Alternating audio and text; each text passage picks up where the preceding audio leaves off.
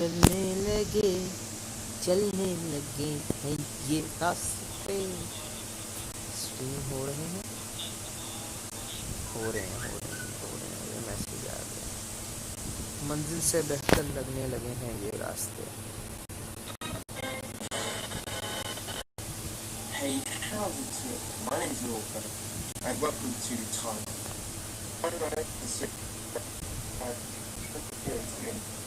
TV shows or video and start the order of events. Today I'm going to be looking at penguins in Madagascar. FYI, I am going to be saying Madagascar a lot.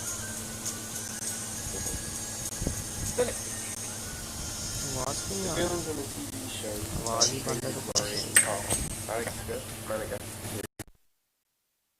Very Madagascar, Mad Madagascar, Penguins of Madagascar, The Penguins of Madagascar, and Madagascar Penguins in space.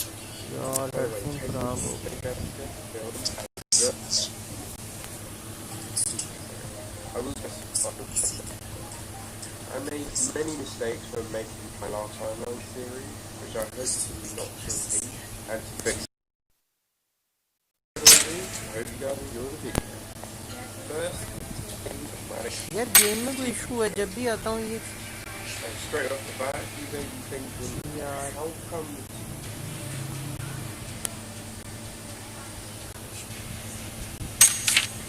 Headphone फारिग हो गए हैं। What is this behaviour? इतनी headphone ले कि मैं कहाँ जाऊँ कहाँ से लाऊँ इतने हेडफोन?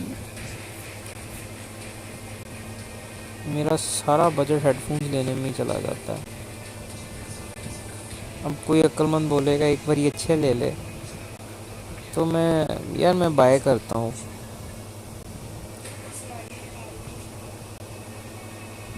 ये रोग भी क्या रोग है? हेलो नबीला, कैसी हो? यार हेडफोन ख़राब हो गए, पता नहीं अब ऑडियो का इशू क्या चल रहा होगा।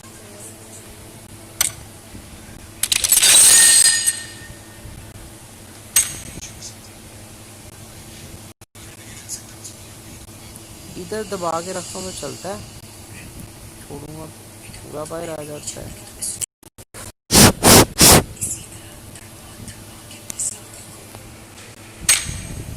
माँ, वो मेरे हेडफोन्स आपने रखे थे अपने बैग में।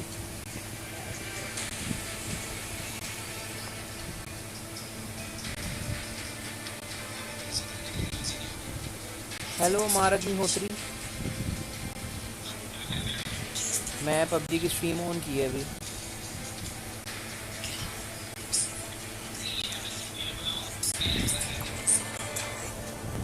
यार अभी वो बहुत ही सुस्त पड़ा था। आजा आजा, मैं हेडफोन का इंतजाम कर रहा हूँ, तू आ जाओ तुम देर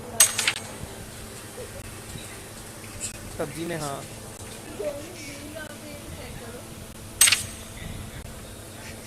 हाँ हाँ ठीक है, मैं भी उतनी देर हेडफोन का इंतजाम करूँ, मेरे हेडफोन फारिग हो गए हैं। आ जा फिर।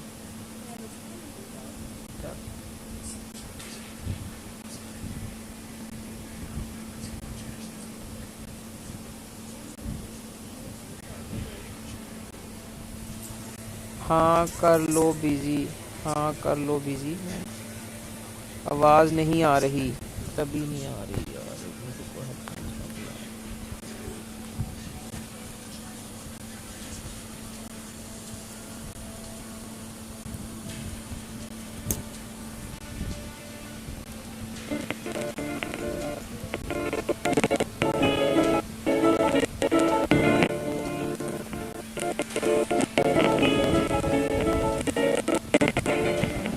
Hello, I'm the Theorizer, and I absolutely love animated movies. I'm so sorry about not doing really much of them.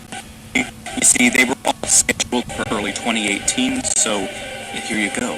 Anyways, today I'm going to be looking at the main villains of easily the funniest DreamWorks films, the Madagascar franchise. For those who are unaware, in the first Madagascar film, all of the animals have escaped when they arrived at Grand Central Station, where all of the humans are running wild in terror. All except An old lady, that is, who is just walking slowly and casually until she suddenly lashes out insanely and viciously attacks Alex the lion with karate? Yes, it is bizarre that she has such insane attacking abilities and the capability to literally flip a multi-hundred-pound lion. Then she yells "Bad Kitty" at him. When the police have the animals surrounded, the old woman somehow bypasses their blockade and disables Alex by destroying his testicles.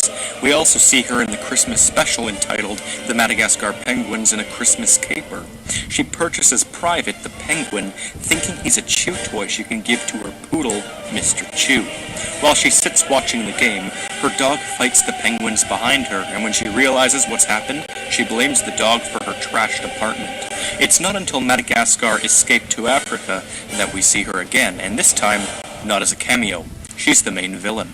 She's on an African tour, and she encounters Alex again. She whacks him with her handbags some more, and he yanks her from the touring vehicle.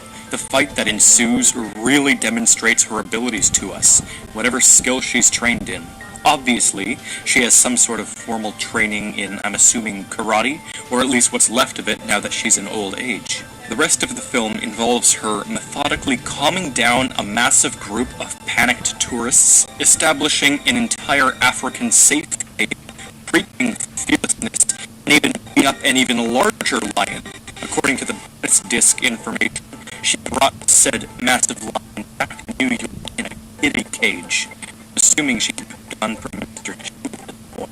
But this old woman, known only as Nana, is nothing in comparison to the third film's villain, Captain Chantal Dubois, the unrelenting animal control officer hired to capture a group of animals. She's got Nana's abilities, but to the utmost extreme. Looks like she's trained in the most defying styles, perhaps, and definite parkour. Her abilities are in fact so powerful that she borders the abilities of a Terminator. That's her equivalent.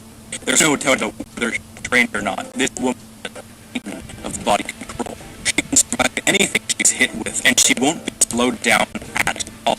She has a deep understanding of the animal and communicate with them. She doesn't second guess their lack of plane or the fact that they're driving cars. Her patience, impulsive, reckless determination, and her perception of reality exceeding ours meets her almost every single step of what psychologists would call schizophrenia. She sees reality in frame, which allows her to dodge dozens of speeding bananas and allows her to roll out from the train at the perfect time. She knows the exact places to make in order to crash through windows and walls. She knows how to jump extremely high, and she's been trained to run from massive heights. She was only caught when she overestimated her smarts, and she fooled the monsters, trapping them in their own cell. She was only outwitted by the penguins when Fox was run by an actual human. She apparently has the ability to heal her partners with her voice, and she ultimately succeeded at returning us to the zoo. Case in point, she's been trained to the maximum, with her own tactics. She's one of the most human in the entire world, capturing hundreds of animals, including our very own Mr. Chew. Which brings me to the main point, the mind-blowingly concealed connection between Chantal and Nana. Someone who's a normal viewer might say, it's just a kid's movie, they aren't connected, it's all for comedy. I would refer them to one of my many other videos on DreamWorks films to convince them otherwise. Someone who's a smart viewer, one that likes to think outside the box and theorize, might say that there's a chance of them being biologically related. You just need to look for the evidence, such as the rare trait of blue eyes they share, or other little genetic similarities. But someone who's an intelligent viewer, someone who considers all possibilities of critical thought, might say that the relationship goes far deeper than that. And it definitely does. First off, Captain Dubois is obviously schizophrenic. She sees hallucinations of animal musk, she has clear delusions of being an unstoppable goddess of animal entrapment, she has rapidly changing moods when she's in her mode, although she has a great lack of emotion overall. She's very apathetic and has no care about the repercussions of her actions. She's all around quite unstable. But could this simply have been a result of her training? We'll get back to that in a minute. Nana is Russian, as indicated by her accent and big fluffy hat I've seen on other stereotypical Russians. Dubois is very obviously French, as they establish many times. So a biological relationship is very unlikely. Not impossible, mind you, but still very unlikely. There's the chance that they could have been trained together, though. Nana has clearly less abilities than Dubois, but that's just because of her very old age. They have the same methods of attack, except Nana's elderliness reduces her to simple flipping, kicking, and punching. In Madagascar 2, the tour guide approaches Nana after she's been brutally attacked. She's totally fine. He tells her she's one tough cookie. Nana promptly says, "Brownie, 16, Yonkers." Are a subdivision of Girl Scouts for those unaware. So she was a Girl Scout when she was younger, about age 10 if she was a brownie. And Girl Scouts are a worldwide thing, so it could have been in Russia, though it's very improbable based on the context. Besides, she says Yonkers, and Yonkers is a city in New York. It's very close to New York City.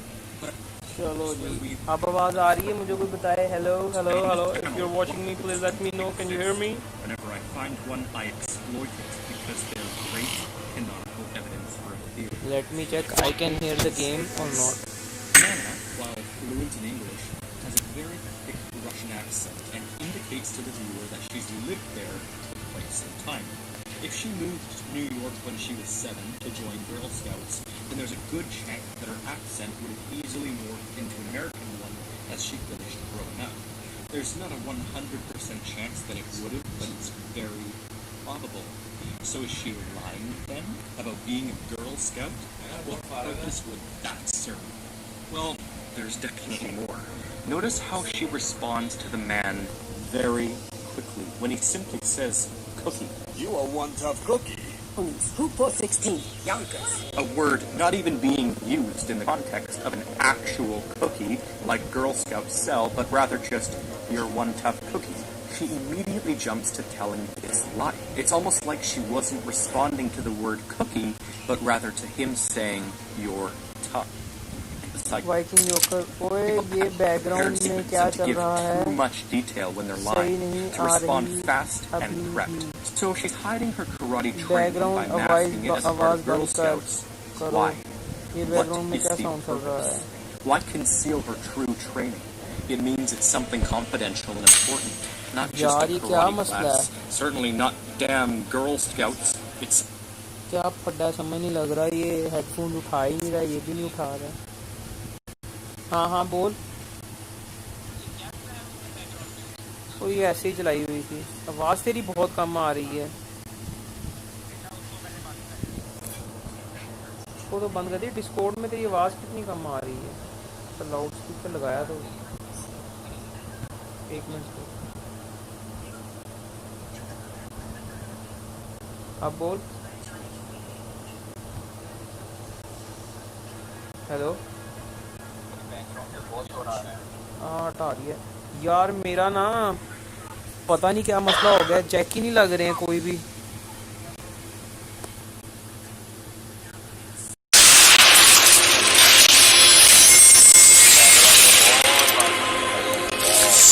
यार headphone भी नहीं phone उठा रहा कोई भी.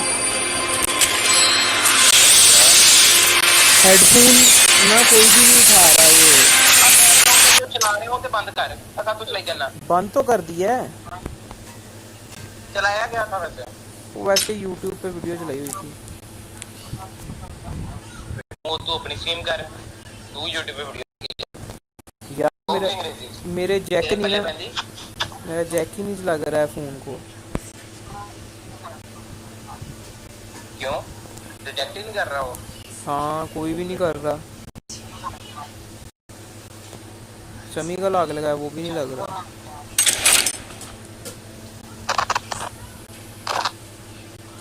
Bluetooth तो नहीं on. Bluetooth बंद कर दे करो.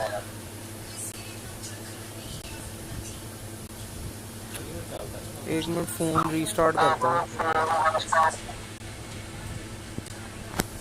स्क्रीन बंद करनी पड़ेगी.